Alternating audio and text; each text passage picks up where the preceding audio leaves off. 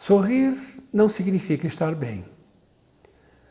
Chorar também não significa estar triste. E respirar não significa estar vivo.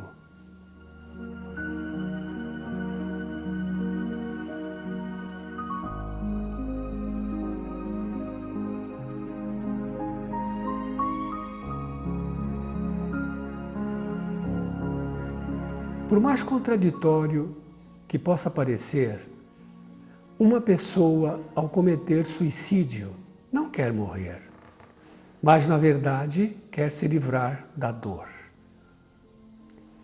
Diante da possibilidade de colocar um fim à própria vida, faz com que o indivíduo considere o ato como uma solução, pois o sofrimento pelo qual está passando se torna tão intenso, a dor que está sentindo se torna tão insuportável, que a única saída que ele vê para fugir daquela angústia que o sufoca e daquele desespero sem fim e da morte em vida é justamente buscar ter alguma vida na morte.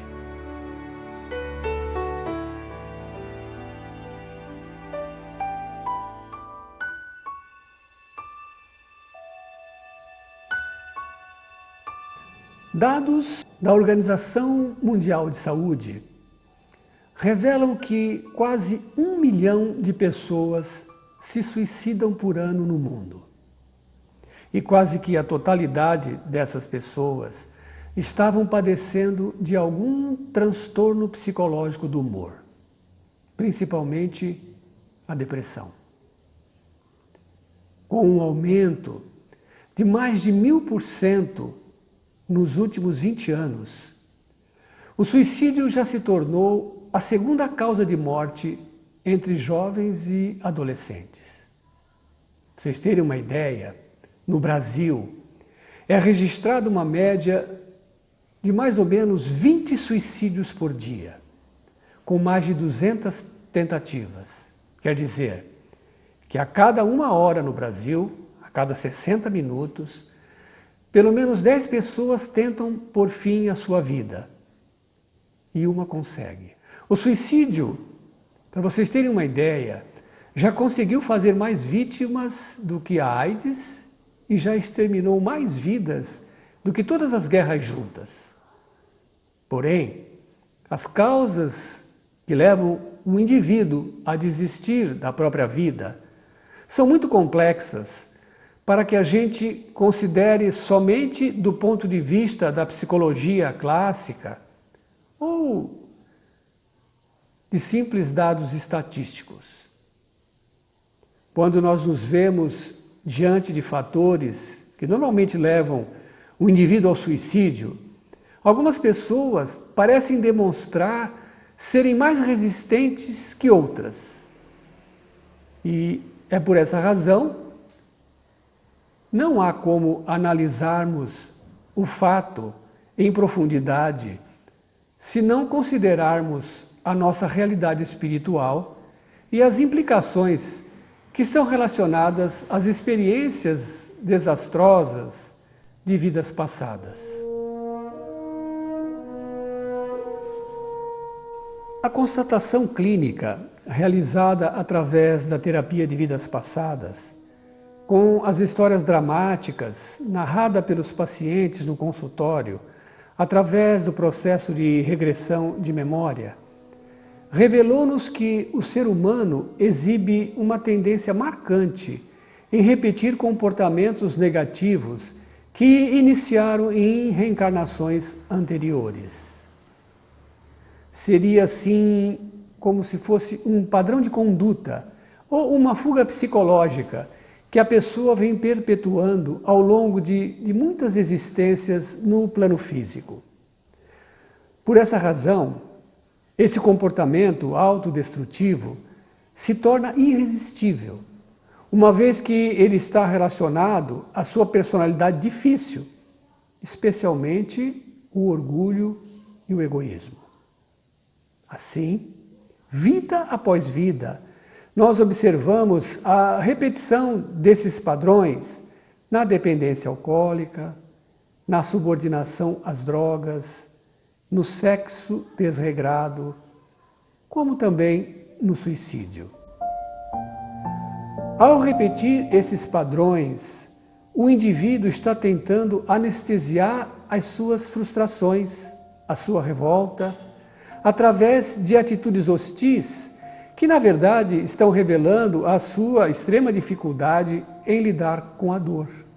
Por isso, os sentimentos de revolta, a sensação de injustiça, fazem com que ele opte pelo que nós costumamos chamar na terapia de ganhos secundários. Isso quer dizer que quando o indivíduo acordar a sua consciência através dos apelos implacáveis e inexoráveis da vida, os erros e enganos cometidos irão provocar um sentimento tão grande de culpa e uma sensação tão enorme de vazio que acabará levando a outros tantos séculos na reconstrução da sua felicidade.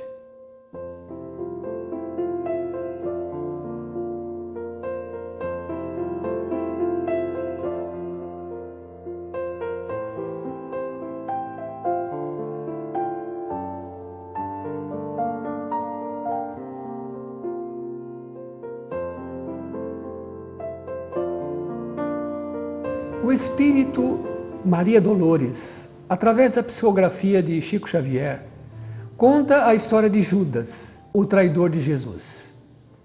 Judas, arrependido, sentindo-se culpado pela morte de seu mestre, escolhe morrer dependurado num galho de figueira. Após a sua morte, o infeliz vagava solitário pelos quadros sombrios do Calvário. Cansado de culpa e de sofrimento, chorava de arrependimento.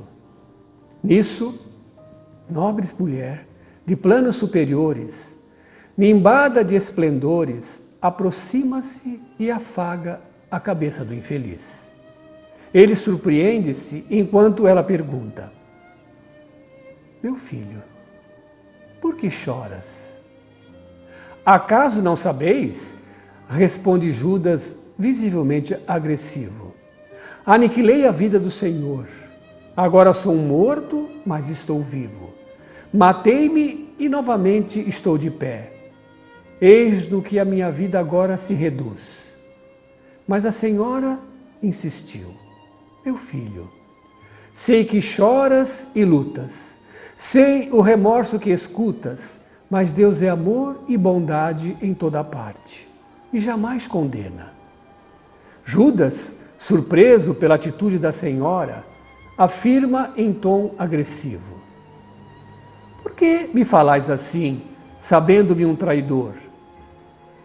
A dama, ao fitá-lo frente a frente, responde então simplesmente: eu te amo, meu filho, quero te ver feliz, sofre com paciência a dor e a prova. Terás em breve, então, uma existência nova. Não se sinta sozinho ou desprezado.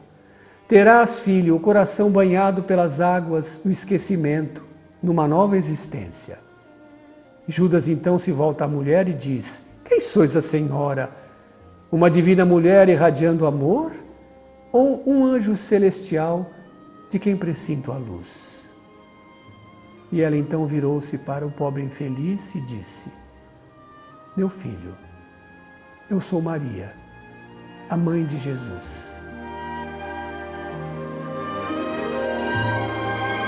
Meu irmão, se você deseja socorrer alguém que está prestes a desistir de viver, ou se tiver a oportunidade de dialogar com um espírito desencarnado que deixou a vida física pelas portas do suicídio, tenha em mente o seguinte: o modo como o indivíduo encara a vida e o grau de flexibilidade com o qual ele reage diante das contrariedades e das dificuldades é que, na verdade, irão produzir o antídoto eficaz contra o suicídio e a loucura.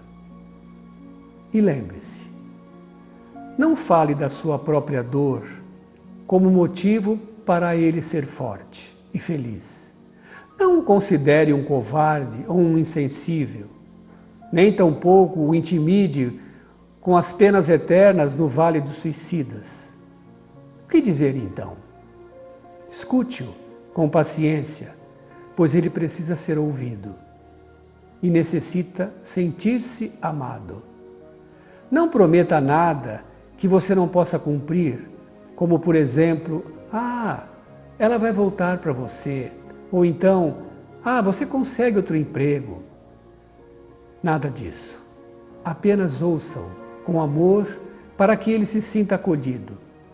Peça para que ele fale as suas próprias razões.